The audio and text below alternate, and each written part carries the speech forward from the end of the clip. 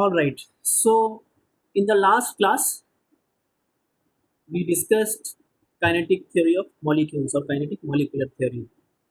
The main outcome of that was that the energy of a monoatomic gas can be written as 3 by 2 kT, which means energy is directly proportional to temperature. And also, because of the Maxwell's equipartition of energy, we concluded that every degree of freedom associated with any system or any molecule or any atom will have half kT of energy associated with it, right? So those were the two main conclusions which we drew from the kinetic molecular theory. Then we also discussed about Drude, we also discussed about Dulong-Petit rule, which through which actually we derived or we came up with the molar heat capacity of any solid to be is equal to 3R, which is actually a constant. It does not depends on temperature.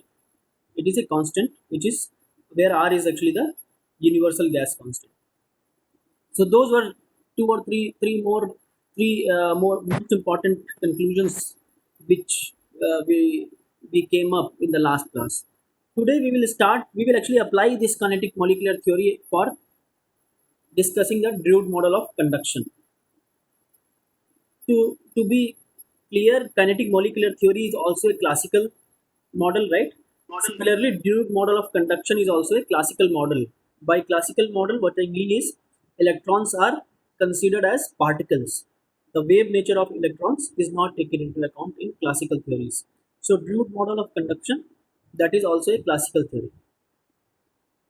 So, someone may ask, why are we actually, so far we have mostly focused on metals, right? And the course is about electrical and electronic devices. Most of the electronic devices they use, I mean, we know, we are familiar with that, they use silica, which is a semiconductor. Why are we discussing so much about metals? So just to give you a picture why metals are also important, this is a picture of, this is actually a scanning electron microscope cross section of the interconnect in SRAM cell. So what happens is we make a lot of devices like, transistors. There will be gates, transistors, diodes on a semiconductor device, right? But we need to connect them also, right? To make any circuit, we need to connect these single devices like transistors, diodes, or FET junctions. These kind of things, all they have to be connected. So metals play a very important role in connecting these devices. There are layers and layers. For example, in this case, we can see there is metal 2, right, which means this is the second layer of metal interconnects. Then we have metal 3 line, which means this is the third layer of metal interconnects. Similarly, there can be multiple layers of interconnects because actually we make devices even in the vertical direction. So that's why we have multiple layers of these metal interconnects. And thermal conductivity, as well as, electrical conductivity and other electrical properties of these metals become very important for the performance of any semiconductor device. So that is why we are focusing so much on electrical conductivity of metals. So with that background, let us move. Let us start with this Drude theory of conduction. So first thing is, actually we are going to apply kinetic molecular theory of gases. Let me just move this a little bit sideways. Yes. So we are going to apply kinetic molecular theory of gases to electrons, right? We are basically considering electrons as particles, as discussed in the kinetic molecular theory. Here also we are neglecting electron and electron metal ion interaction. So that means electrons are basically under no influence of any other force. There is no interaction of electron with any other electron, as well as metal ions which are present in the solid, which can be a very bad assumption, right? But we will see, sometimes for some cases it could be useful. That's why we are taking this assumption, and this is also necessary if we want to apply kinetic molecular theory of gases, right? Because there also we assume that the particles don't have interaction with each other. We are also assuming that the electrons move in a straight line between collisions. We will see towards the end, like after few slides, that it is actually an assumption that electrons move in a straight line. Mean free time between collisions. Mean free time between collisions is independent of position and velocity of electron. So where the electron in is and the what is the velocity of electron, that does not affect the mean free time between collisions. The time between collisions, that is not affected by the velocity and position of the electron. All right. So with this assumption, let us move ahead. First thing is, so let us see, let us look at this particular picture. What we are doing is, this is a metal wire. Let us say this is a metal cylinder or cylindrical wire, and then we are applying an electric field in the negative x direction. According to this picture, we are applying the electric field in the negative x direction, and because of this, because actually electrons are negatively charged, the electrons will start moving in the positive x direction, right?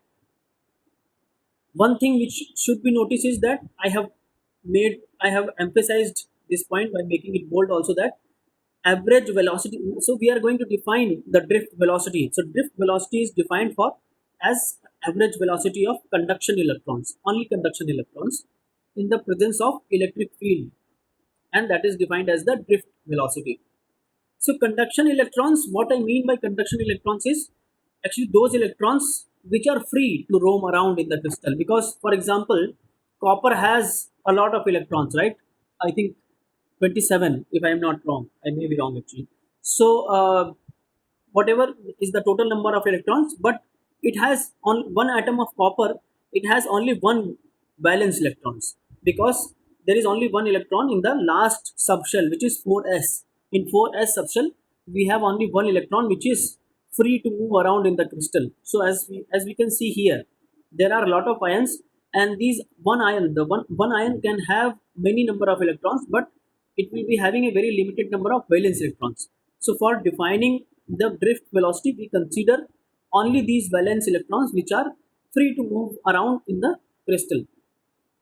And in metals, we know that they form actually sort of free electron gas, or a, a cloud of electrons, which can be seen here, swarm of delocalized electrons. Because in metal bonding, as we remember from chapter 1, the electrons are not bound to their parent atom.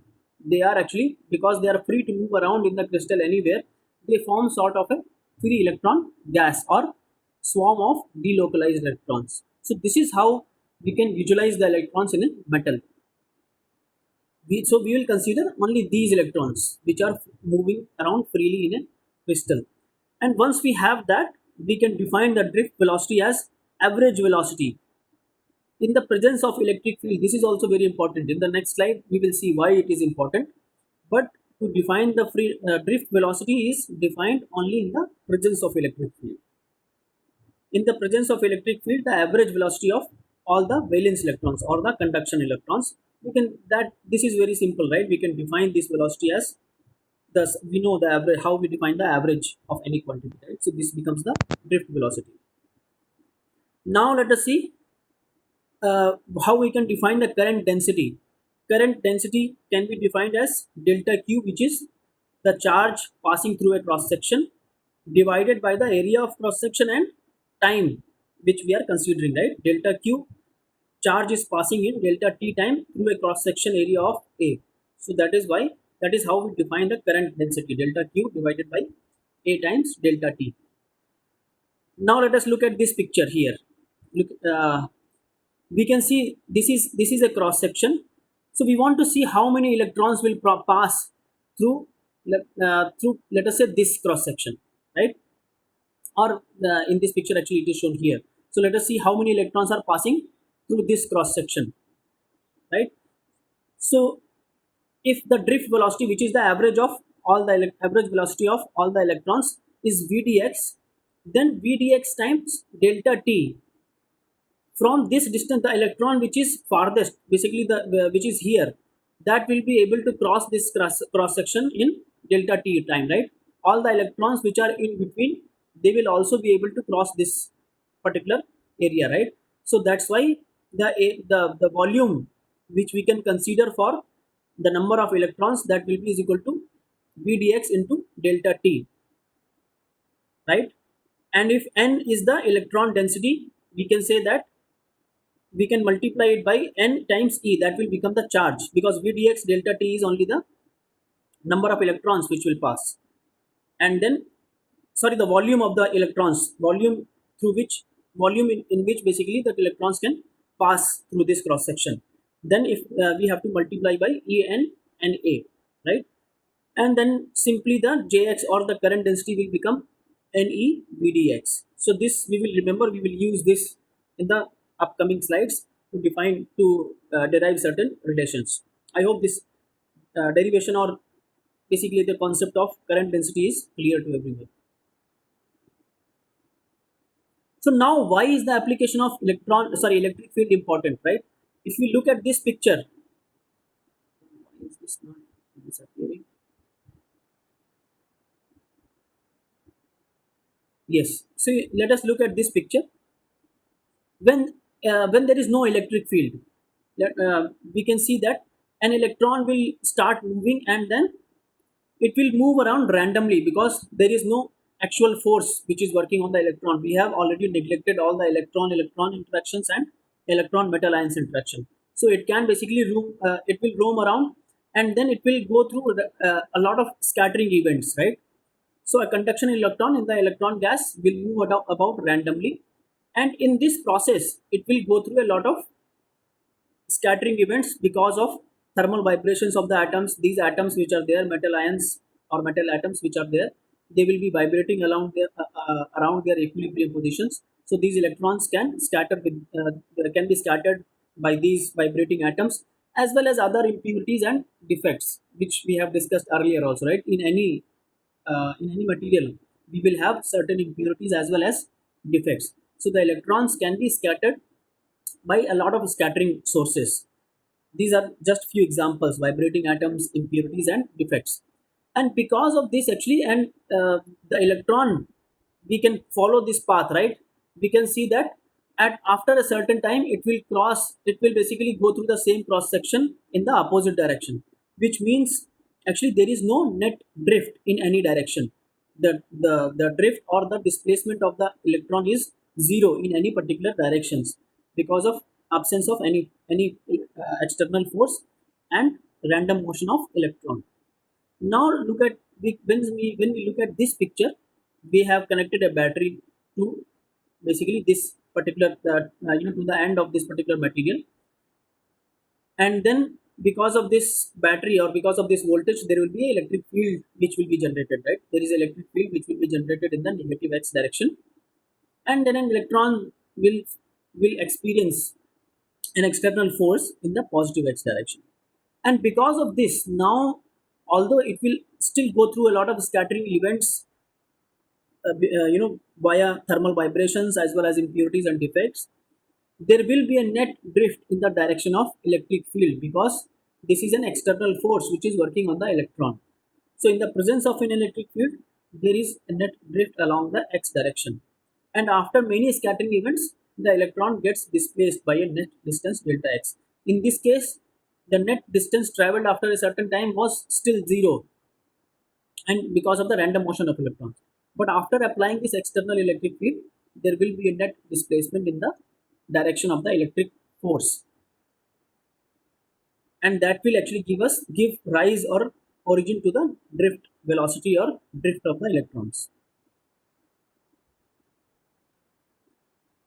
Now, how far an electron will travel, I hope you remember this equation, right? V is equal to u plus at. A is acceleration. So in this case, acceleration will be, the force is E times E, right? Electric force is E times E, and when we divide that by mass of the electron, that becomes the acceleration. And this T minus Ti is the time between the collisions. After one collision, what is the time for the next collision? That is T minus Ti. And uy is actually the initial velocity immediately after the scattering, after the collision. Uy is the velocity immediately after the collision, and this is the acceleration. T minus Ti is time spent after a particular collision. So now let us look at these pictures, right? This velocity actually it depends on u as well as acceleration. Acceleration will be the same for all the electrons. T minus Ti can be different, right? How much time an electron has spent after the scattering, that will be different, and initial velocity can also be different. So this Vi actually will depend very strongly. Now actually if we want to take the difference between initial velocity and final velocity, which is V minus U, we can say that will depend on the time which is an electron spending between two collisions. So if the free time is very long, then the final velocity will also be very large. We can compare these three figures, right? Here the electron is spending much less time. The time between the collisions or the free time is much smaller. That's why V minus U will also be small. And when we have very large time or free time between the collisions, then the V minus U quantity will also be very large, right? So this difference between initial and final velocity, that depends on the free time which is which an electron is spending between two collisions. And like this, there will be n number of electrons to consider in the metal, because we have a lot of free electrons in the metal, right? So I have shown only three examples here, but there will be different, the value of this quantity will be different for all the electrons depending on its free time, right? So like this, we need to consider all the free electrons which are present in a particular metal. We can write, I have written basically the same equation here. Now to calculate the drift velocity is average of all these velocities, right? We need to calculate average of all these velocities over all the n number of electrons, and then we will get actually the drift velocity. Averaging the velocity over all the electrons will give us the drift velocity.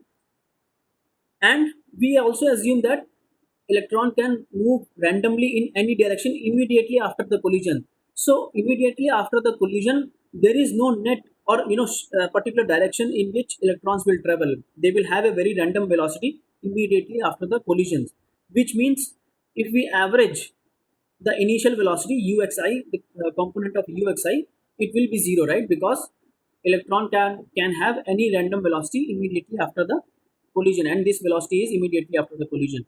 So that means average of uxi will be zero. So that means if we want to calculate drift velocity, which is average of this becomes zero, right? The average of initial velocities becomes zero, and we are left only with this particular component. And because this quantity is fixed, it is not dependent on time, it is simply the average of this time, t minus ti, right? Average of t minus ti defines our drift velocity, and we can define this quantity average, basically the average free time or average time between collisions, as tau here. And this is a very important quantity. We have come up with a relation between drift velocity and electric field, right? E tau upon me times ex. So drift velocity increases linearly with the applied electric field. As we apply more and more electric field, we will have more and more drift velocity. And as I said earlier, tau is mean time between collisions. The average time spent by any electron between two collisions. It is also known as mean scattering time or relaxation time. All right. And we will discuss further how it is very important, right? Because actually our drift velocity depends only on this quantity. If we see here, electronic charge is fixed, mass of electron is also a fixed quantity, and electric field is in our hand. Actually we can change the electric field as we want by applying more or less voltage, right? We can change this electric field. Only thing which depends on the material is this mean scattering time, how the electrons are behaving inside the material. That is basically covered by this quantity of mean scattering time or relaxation time in this particular relation between drift velocity and electric field. Another quantity which is also very important is drift mobility, and drift mobility is defined like this: v is equal to mu times e, where mu is actually the mobility, mu d is drift mobility. So from, if we compare these two, v is equal to e tau upon me times ex and v is equal to mu times e, we can come up with the relationship for drift mobility, which comes out to be e tau upon ME, right? Drift mobility. So mean scattering time or relaxation time is a material specific property. You can see, right? It will depend how the atoms are vibrating within the crystal, as well as what is the concentration of impurities and defects in the material, right? That will define our mean scattering time or relaxation time. So actually, it is a very material specific or microstructurally. It depends on the microstructure of the material. This particular quantity of relaxation time. It is directly related to the microscopic processes that cause the scattering of electrons, for example, lattice vibrations, crystal imperfections, and impurities. Drift mobility is actually even more important parameter because you being electronic engineers or electrical engineers, you will be dealing more with drift mobility. This scattering time actually is more important quantity for material scientists, but for electronic engineer or electrical engineer, they they deal with directly with drift mobility. It is widely used electronic parameter in semiconductor device physics, as we will see in the future course of this future of this course. We will see that semiconductor device physics, we are there is a lot of importance on drift mobility, and the engineers which design these electronic devices, they deal mostly with the drift mobility. And if we see the physical significance of drift mobility, we can say actually that it measures how fast an electron will move under the influence of electric field, right? Because if we have higher mobility, that means drift mobility will also be high, right? It is directly the quantity which defines how fast an electron will move under the influence of electric field in a particular material, right? Low scattering means high relaxation time. If we have low scattering sources, for example, less lower concentration of, let us say, crystal imperfections or crystal impurities, then we will have low scattering, and that will result into high relaxation time. The electrons will spend more time between two collisions with, and then that will also result into high drift mobility, right? And from whatever we have discussed so far, from there actually we can also define unipolar conductivity or electrical conductivity. So if you remember, we derived this expression here, right? J is equal to Ne times Vdx. Now we can simply plug in the relationship which we have got for Vdx, which is mu times E, right? Mu d times E. And another definition of J actually is sigma times Ex, sigma times E, which comes from the Ohm's law. Ohm's law, which I think most of you are familiar with, says that is equal to electrical conductivity times electric field. And from here, actually, we are able to derive this relationship for electrical conductivity, which comes out to be Ne times mu d, which again, in terms of relaxation time, will become E square and tau upon Ne. So from this very simple treatment of electrons, we are able to derive actually the Ohm's law, because without considering this relationship before, we derived this relationship for drift mobility, right?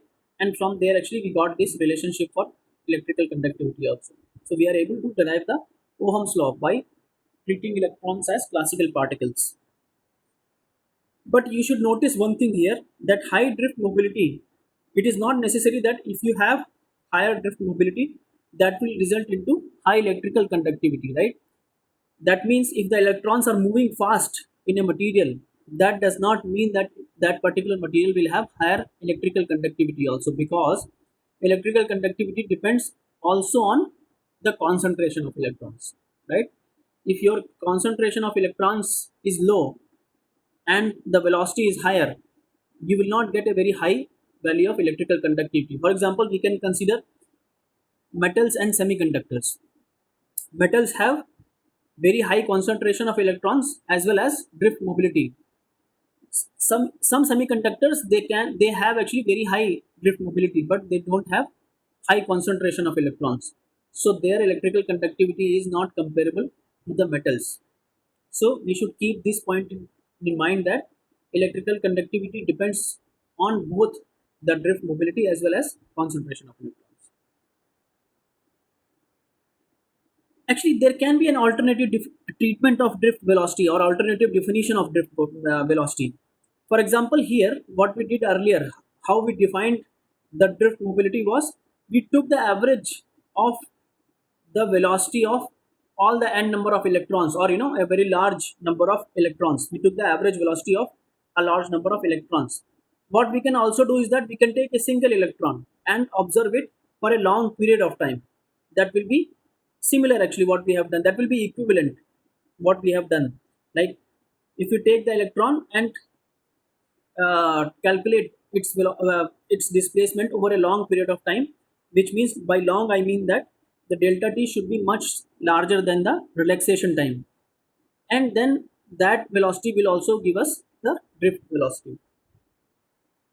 There is actually an example also in the book which tries to prove that these two treatments of drift velocity are actually equivalent. So you can, if you are interested, you can go through that.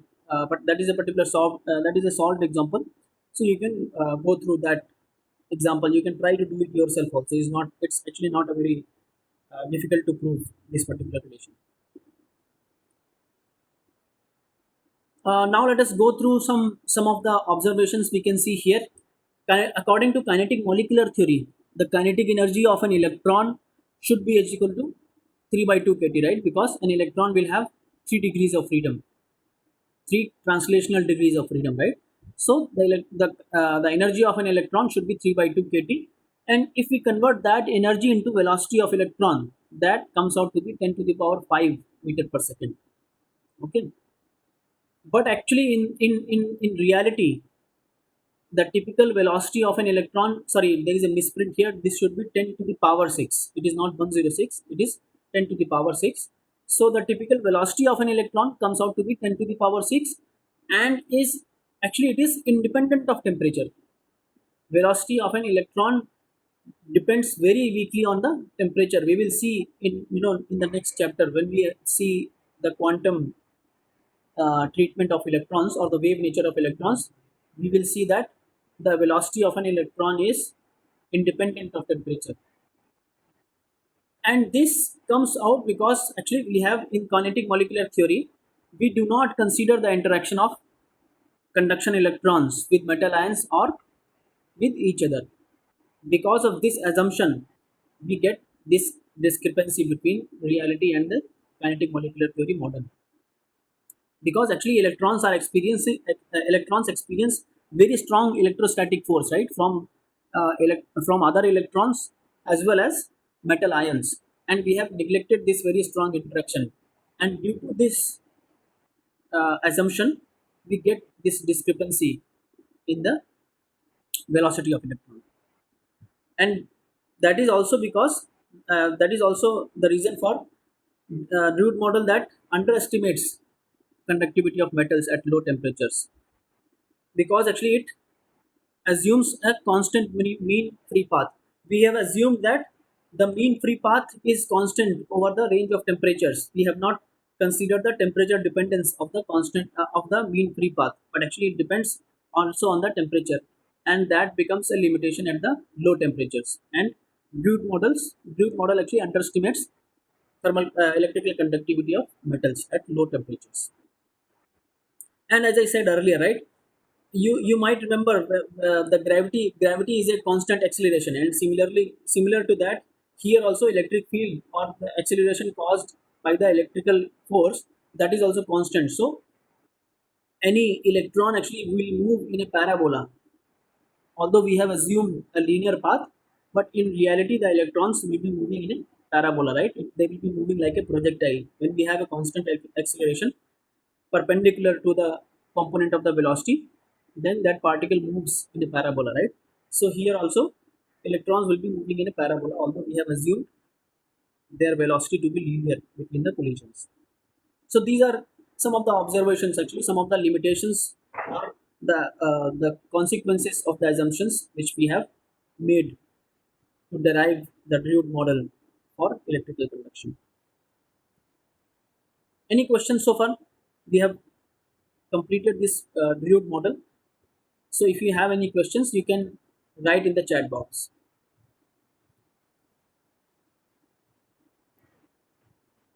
Any questions on the Blute model?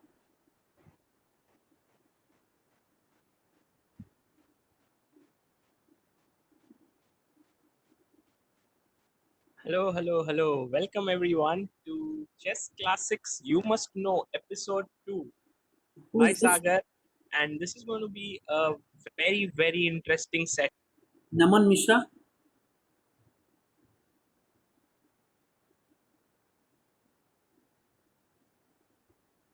Okay. Any questions?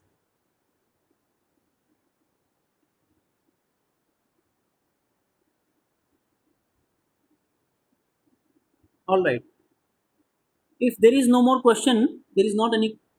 Did we consider velocity independent of electric field? Yes. I mean the drift velocity which comes, that will be dependent on the electric field, right? We can see here that drift velocity is drift velocity depends linearly on the electric field, right? So the average velocity of all the electrons, that depends on the electric field here. Did we consider velocity? Do you mean the velocity of electron of individual electrons to be independent of electric field?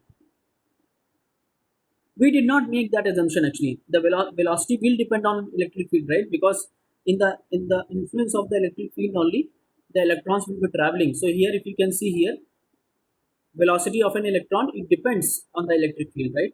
Through this equation of motion, we have seen these equations of motions are here also. So through this equation, velocity of individual electrons, that will depend on the electric field, as well as drift velocity also comes out to be dependent on electric field. Sir, then how can we tell that this is the order of 10 raised to the power 5? We are converting energy into velocity. You mean about this point? Yeah, 10 raised to the power 5 meter per second. It can be varied. Can you repeat what you're saying actually? I mean, Sir, you it's. consider na kinetic energy is equal to 3 by 2 kT. Mhm. And in that order, you also said that it is somewhat independent of temperature. Means it has a typical order of any power 10 raised to the power 5 meter per second. Mhm. But that velocity, actually you told previous that if it depends on electric field, it will depend on the time relaxation time. So I'm saying that order can be varied with electric field and time relaxation time. Right, right. So actually, this velocity which we are talking about, that is in the absence of electric field. When there is no electric field, also the electrons will be traveling, right?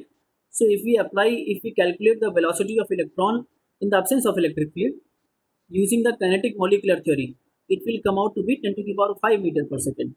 Okay, but Okay, sir. Okay, then fine, sir. yes, yes. Then another question is, does Blood model takes into account kinetic molecular theory? So actually, we are not directly applying any of the result of the kinetic molecular theory, but some of the assumptions which we took in kinetic molecular theory, they are being applied here also. I mean, the most common thing which is taken,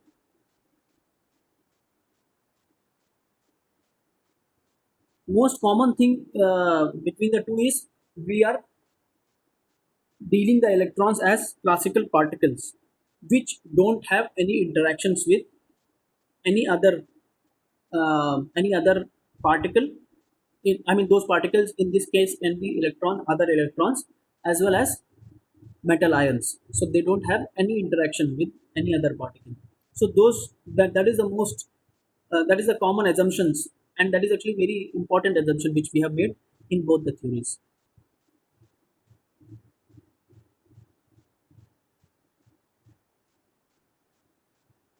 Is that clear?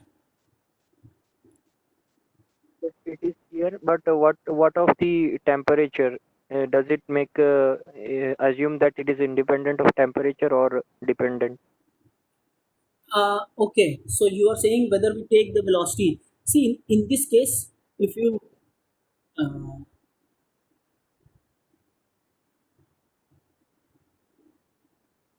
if you look here, right, the initial velocity or the velocity which is after the collision, that is not playing any role in the drift velocity, right? Drift velocity is only dependent on electric field and the drift mobility. And drift mobility is again dependent only on electric charge, electric mass, and mean scattering time. And this mean scattering time, that will depend on the velocity, right? Velocity of electron in the absence or presence of electric field, right? So there actually, because we are not using any formula or any expression for velocity here, this relaxation time can, we can neglect the temperature dependence of velocity also, and this can be calculated directly from the experiments. So if you see, actually, I understand your question. If you want to derive any expression, which will have the average velocity of electrons here, that that that can be either, that velocity can come either from the kinetic molecular theory, or you can put any velocity expression which you can derive from quantum theory also. So this expression itself is not assuming any, whether it is classical treatment of electron or quantum treatment of electron. That will come into picture only when, sorry, let me put the pointer here. That will come into picture only when we try to find a relationship between relaxation time and the velocity of the average velocity of the electrons, which we have not done so far. So that's why we have avoided Thank you. here the temperature dependence. Okay. Thank you.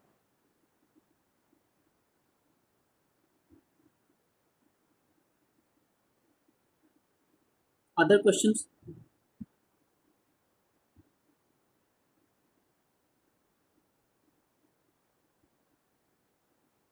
All right. If there are no more questions, let me. So Hall effect, I think most of you might have seen earlier also, but this can be, Hall effect can also be explained using the particle nature of electrons. What happens in Hall effect is, we can see here, let me close this chat box. What happens is, we are applying an electric field on a metal, basically here, right? So we are applying an electric field in the positive x direction here, and then we also have, this whole material is also placed in a magnetic field. In this case, magnetic field is in the positive z direction. You can see the z direction is out of the plane of the paper, and externally applied magnetic field is also along the z direction, right? Is it clear, right? So what happens is, in this particular scenario, an electron will experience two forces, right? One will be force because of the electric field, right? Because of the electric field, electric force, the electron will start moving in the negative x direction. If we are applying the electric field in the positive x direction, electron will start moving in the negative x direction. The drift velocity of the electron will be in the negative x direction, and as soon as the electron starts moving, there will be a magnetic force also on this electron. The magnetic force, we know from our JE study, that the electric force which will be working on both, actually, if we have a positive charge, let us say we have holes which are moving, which have positive charge, in that case also the magnetic force will be in the negative x direction, and if we have electron which is moving in the negative x direction, in that case also the electron will experience a force or the magnetic force in the negative x direction, because actually we have already a negative sign here, so another negative will cancel, and then we have actually force on both positive as well as negative particles in the same direction. The magnetic force will be in the same direction. Is that clear to everyone? Why do we have the force, magnetic force, for both the positive and negative particles on the same direction? Yes, I think, yeah, it's pretty straightforward. So what happens is that, because of that, the electrons, in this case, let us say we have only electrons, there are no positive ions which are moving, we have only negative electrons. So the electrons will experience a force, magnetic force, in the negative x direction, and that is why there will be a concentration buildup of electrons in the bottom of this material, right? And because these electrons, and there will be a positive charge, because actually the electrons will start there is a buildup of negative charge here, so there will be a buildup of positive charge here, right, in the top of this material, right? And because of this charge gradient or charge difference which is created, we will have another electric field from positive charge to the negative charge, right? There will be a buildup of electric field, and this is actually the Hall electric field which is developed, right? So now because of this field, what will happen? The electrons which are here, they will try to move in this direction, right? Because of this, but sorry, the electrons will try to move in this particular direction, in the positive x direction, because they will experience a force opposite to the electric field, right? So there will be a force on the electrons in the positive x direction, and another force which is the magnetic force. So the electron actually will be experiencing these two forces in the y direction. We are not bothered about the electric force which is in the x direction, because we are actually considering the forces only in the y direction. So because of these two forces, the electrons will keep moving in the negative x direction, as long as there is a resultant force in the negative x direction, right? But as we keep on building the concentration of electrons, this Hall electric field will also become stronger and stronger, and the movement of electrons in the negative x direction will become more and more difficult, right? This basically, this Hall field or the Hall force, this force, because of this electric field, it will try to balance the force in the positive x direction. Sorry, it will try to balance the force in the negative x direction, which is the magnetic force. Then we can write the magnetic force. We know this is q times vector b cross vector b. We will come to this later. We will try to get to a force equilibrium, right? This force which is because of the Hall electric field, that should be equal to the magnetic force. Then only the movement of electrons will stop, right? Until this equilibrium is reached, electrons will keep moving from the top of the material to the bottom, because of this because of the excess magnetic force. Once magnetic force is balanced by this force because of the Hall electric field, then the movement of the electrons will stop. All right. And from here we can write, we can simply replace this. We have already derived this relationship between current density and drift velocity, right? So drift velocity we can replace from here by any vdx, sorry, jx upon ne. That's what we have done here, right? And we have written it in a particular form, 1 upon en times jx into bz. And from here, because of this definition of Hall resistance is defined by electric field generated per unit current density and per unit magnetic field. These are the electric field as well as magnetic field we are applying externally, right? So this will be per unit electric field and per unit magnetic field, the amount of electric field which is generated, that is known as Hall coefficient. And this Hall coefficient is, we have derived like 1 upon en. This negative sign is coming because the electrons are moving in the negative direction. That's why we have come up with this negative charge. Electrons move in the opposite direction or negative y direction, right? So that's why we have come up, this negative sign has appeared in this relationship for Hall coefficient, right? And as we can see, Hall coefficient depends on the concentration of electrons, right? So for metals, this Hall coefficient is naturally very low because concentration of electrons is much higher in metals. Semiconductors have higher Hall coefficient because they are in the in semiconductor, the concentration of electron is actually lower. That's what we can see here in this table also. Can you explain why RH has a negative sign? So if you see here, the electrons actually they start moving in the negative y direction, and to take into actually we are applying both the electric field as well as the magnetic field in the positive x and positive z direction, and but the Hall electric field which is developed, or the electron which move in the influence of electric field, Hall electric field, they are moving actually in the negative y direction, or Hall electric field, the direction of the Hall electric field is in the negative y direction. So basically to take this into account, that the Hall electric field direction of Hall electric field is in the negative direction, while both the electric field, applied electric field as well as magnetic field, they are in the positive direction. We introduce this negative sign in this relationship. Is that clear?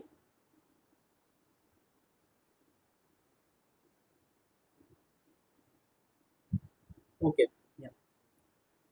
So we can see in this table also, silver, aluminium, gold, these are all actually the metals, and their Hall coefficient is very low, right? -9, -3.5, -7.2. So actually, this is a very interesting thing, but this can be explained for beryllium. For all the other metals, we have Hall coefficient. That the sign of the Hall coefficient is negative, right? Because we have already seen that the electron will always move in the negative direction. But for beryllium, we get Hall coefficient which is positive, and this can be explained only using the quantum mechanics, which we will see actually in the next chapter. Why we get this positive sign only for beryllium? Why electron actually move in the positive direction? All others we have negative sign, and the higher the concentration of electrons, the lower is the Hall coefficient, right? And we have also defined this Hall mobility, which is equal to, which is basically conductivity times Hall coefficient, right?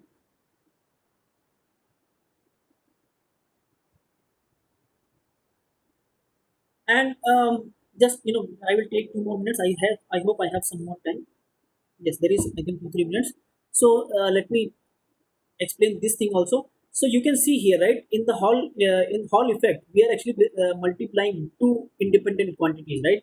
They are actually automatically getting multiplied, right? The Hall electric field, that is equal to Hall coefficient times Jx times Bz. Actually, Jx is the current density, and Bz is the applied magnetic field, and these two are independent quantities. So because of this particular nature of Hall electric field, it is used in a lot of devices, because Hall effect actually is multiplying two independent variable quantities, Jx and Bz. So for example, power dissipated in a load, that is equal to V into I, right? Voltage times current. So a lot of watt meters are built using the Hall effect. We can, for especially, if you want to have very high sensitivity devices, for example, you want to measure the current, which is very small. What you can do is that you can magnify. Let us see, in case of watt meter, we are multiplying voltage into current, right? So we want to measure the current which is very low, or the power, which is very low.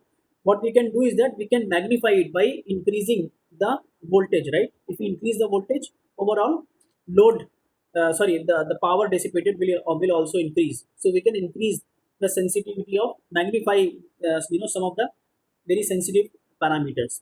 So high sensitivity magnetometers, they are also built using the Hall effect applications, because of this particular nature of Hall effect, which multiplies two independent variables, Jx and Bz.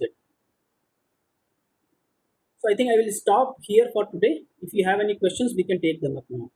Whatever we have discussed in the Hall effect, if you have any questions, we can discuss them now. Sir, you explained that RH is corollary to electric field. Then you said na, that electric field will be in negative x direction. That's why you have applied a negative sign. Right. But RH is not electric field. It's 1 upon En. So Hmm. why are you relating it with electric field? See, actually, okay, let me come to this. What we want, if you see here, RH is equal to Ey upon Jx Bz, right? What we want to basically do is, when we use Hall coefficient, we should be able to get the direction of this Hall electric field also, right? If we don't put this negative sign, right? Let us say we don't put this negative sign, and we apply this particular relation, right? We know the value of RH without the sign, and we apply. Actually, we will see that Hall electric field is in the positive x direction, because both Jx and Bz will be in the positive x direction. So Hall electric field will also come out to be in the positive x direction. To take that into account, like, without considering, without trying to worry about where, in which direction the Hall electric field, we should be able to get the direction of the Hall electric field by the Hall coefficient itself. That's why we have put this negative sign. Whenever we will apply both current density as well as magnetic field in the positive direction, the Hall electric field will always be in the negative x direction. So, and that was not coming from this particular relationship. So that's why we need to put a negative sign in the Hall coefficient itself.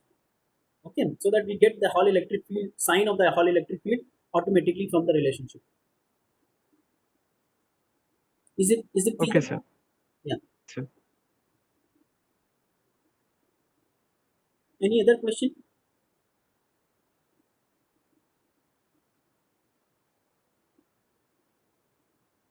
Any other questions? Okay. Some of you, okay, some announcements actually, or some particular points which I would like to mention. So after assignment one, there has been a lot of query about the marks and how it has been graded. So first of all, you should not worry too much about 1 mark, or because if you see in the larger picture, 1 mark in this assignment of 50 marks, that will hardly, very hardly translate into zero point 0.1 marks in the final grading. Okay, so we are trying, actually, because the assignments are graded by different TAs, so naturally there will be some discrepancy, there can be, but we are trying to ensure that the discrepancy is as small as possible. So if you see any large discrepancies, like some other tutorial batch has got completely different grading than yours, and there is a lot of loss because of that, you can definitely contact us. And some people are actually also contacting the TAs directly. That is fine, as long as you keep me or Varun or both of us in your CC. Like when you're sending them an email, please keep us also in CC so that we are in the loop. What is going on, right? So that is one thing. And some people have not registered for the Moodle yet. I think there are two or three. There are still two or three people who have not registered. So I would like to point out that the next week's quiz, it will be conducted only on the Moodle. If you don't register for Moodle, you will not be able to appear for that particular quiz. So if you have any friends, or the CR of the batch, if you know anyone who has not registered on Moodle platform of this course, please ask them to register immediately.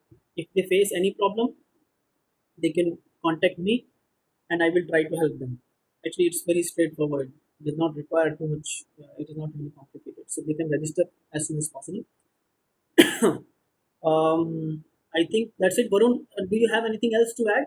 Did you want to announce anything else? No, that's perfectly fine. It's already 10, so we will talk more later. Okay, fine.